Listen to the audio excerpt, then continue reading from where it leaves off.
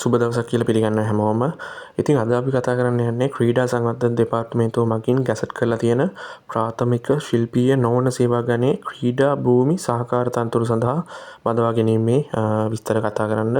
ඉතින් මේ වීඩියෝ එකේදී මෙම තනතුරු සඳහා මොනවද අවශ්‍ය සුදුසුකම්, කොහොමද ඇප්ලයි කරන්නේ, කොහොමද වැටුප් සෑදෙන්නේ, ඒ ඔක්කොම විස්තර ඉක්මනට කතා කරනවා.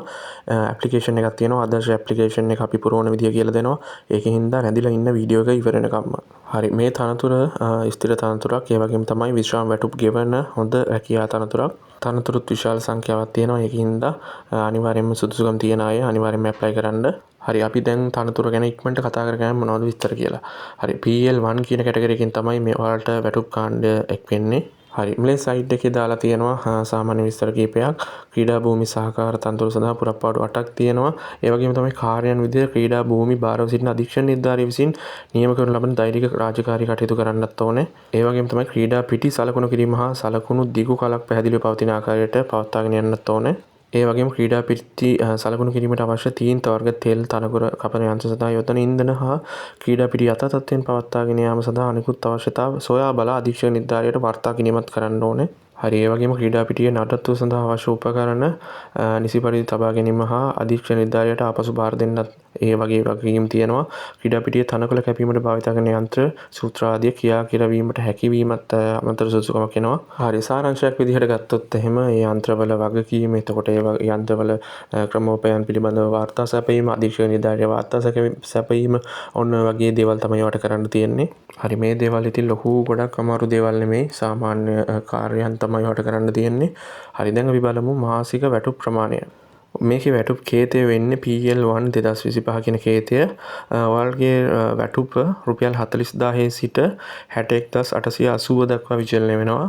ඒ කියන්නේ මේකේ මූලික අදහස වෙන්නේ සාමාන්‍යයෙන් ගිය ගමන්ම පළවෙනි මාස වැටුප විදිහට සාමාන්‍ය රුපියල් 60000කට ආසන්න මුදලක් ගන්න පුළුවන්. සියලු දීමනත් එක්ක තමයි ඒක මුදල ගන්න පුළුවන් වෙන්නේ. හරි, දැන් අපි බලමු අධ්‍යාපන සුදුසුකම් මොනවද කියලා.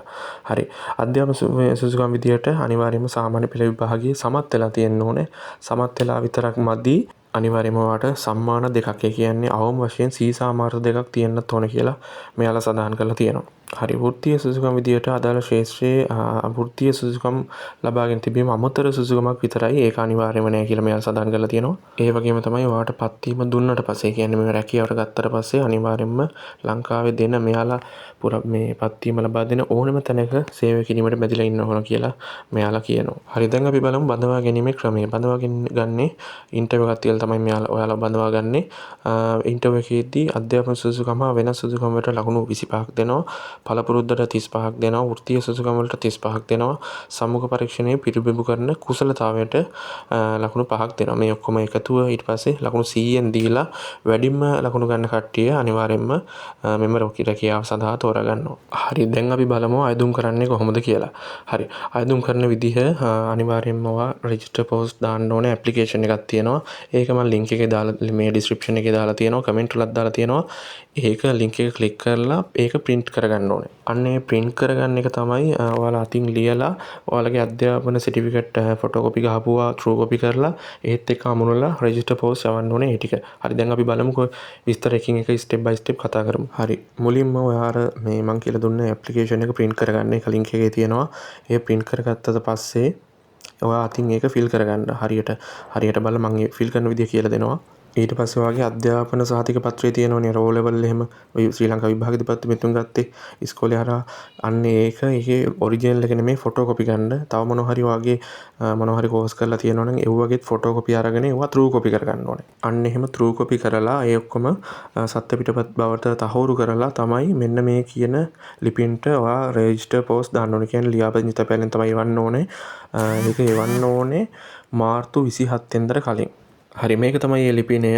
අධ්‍යක්ෂ ජෙනරාල් ක්‍රීඩා සංවර්ධන දෙපාර්තමේන්තුව අංක 9 පිලිප් ගුණවර්ධන මාවත කොළඹ 7 කියන ලිපිනයට එවන්න ඕනේ. හරි මේ ස්ලයිඩ් එකේ කියලා තියෙනවා අත්සන සහතික කිරීම. දැන් මේ අදාපු ඇප්ලිකේෂන් එකේ මම අර අන්තිමට දානවා කියන ඇප්ලිකේෂන් එකක්. ඒකේ තියෙනවා වගේ අත්සන සහතික කරන්න. ඒ අත්සන සහතික කරන එකට මෙන්න මේ කියන මේ කෙනෙක්ගෙන් එක්කෙනෙක්ගේ අත්සන තිබ්බනම් ඇති. හරි පළවෙනි එක තමයි සාමදාන විනිශ්චයකාරවරයෙකුට පුළුවන්, දිවුරුම් කමසාරිස්වරයෙකුට පුළුවන්, නීතිඥයෙකුට පුළුවන්, නොතාරිස් කෙනෙකුට පුළුවන්, රජයේ පාසලක විදුහල්පතිවරයෙකුට හෝ වාර්ෂිකව 7,82,808කට වැඩි වැටුපක් ගන්න එක්කෙනෙකුට ස්ථිර රජයේ නිලධාරියෙකුට පුළුවන්. ඔන්න ඔය කියලා දුන්න එක්කෙනෙක් ගාවට ගිහිල්ලා ඔයාලගේ අත්සන සාතික කරන එක එයාලට කරගන්න පුළුවන්. හරි දැන් අපි ඉක්මනට බලමු ඇප්ලිකේෂන් එක දාන්නේ කොහොමද කියලා. ඇප්ලිකේෂන් එක පුරවන්නේ කොහොමද කියලා. හරි මේක තමයි ඇප්ලිකේෂන් එක. මම ඔක යට ඩිස්ක්‍රිප්ෂන් එකේ දාලා තියෙන ලින්ක් එකක්. ඔක print කරගන්න. print කරගත්තට පස්සේ ඔයා අතින් තමයි පුරවන්න ඕනේ. මේ තියෙනවා ඔයාගේ නම. ඔය ටික හරියට fill කරගන්න. මෙන්න මේකේ තියෙනවා සාමාන්‍ය පෙළ ඔයාගේ රිසල්ට් ටික. ඒ ටික හරියට දාගන්න. රීට් එක බලලා අතිරේක අධ්‍යාපන සුසුකම් වල විදිහට මොනවා හරි ඔයා කෝස් කරලා තියෙනවා නම් ඉංග්‍රීසි හරි මොනවා හරි NEQ හරි මොනවා හරි කරලා තියෙනවා නම් ඒ ටික දාගන්න. ඊට පස්සේ මේ ඔයාගේ අයදුම්කරුගේ ප්‍රකාශය කියන තැන අසනක් දාලා දිනේ දාන්න. ඊට පස්සේ අයදුම්කරුගේ අසන සහතික කරන්න තියෙනවා මම අර කලින් කියපු කීප දෙනෙක්ගෙන් එක්කෙනෙක් ගාවට ගිහිල්ලා මේක සර්ටිෆයි කරන එක ඔයා කරගන්න ඕනේ. හරි ඔන්න ඔය කියලා දුන්න විදිහට ෆිල් කරගන්න. ෆිල් කරගත්තට පස්සේ ඔයාගේ සර්ටිෆිකේට් එකයි ඔක්කොම ටික මේ ෆොටෝකෝපි ගහගත්තේ ඔය ඔක්කොම අමුණලා මෙන්න මේක ලියාපදිංචි තැපෑලෙන් තැපැල් කරන්න ඕනේ. හරි ඔයා තැපැල් කරනකොට ඕකේ වම් පැත්තේ උඩම ඔයා ඇප්ලයි කරන තනතුර පැහැදිලිව ලියා දක්වන්න ඕනේ. හරි ඔය විදිහට ඉතින් හරියට ෆිල් කරගන්න හරියට පෝස්ට් කරන්න. ඉතින් අපි ගිහින් එන්නම්. ඔයාලට ජය වේවා කියලා ප්‍රාර්ථනා කරනවා. මොනවා හරි ප්‍රශ්නයක් තියෙනවා නම් යටින් කමෙන්ට් එකක් දාන්න. මම රිප්ලයි එකක් දාන්නම්.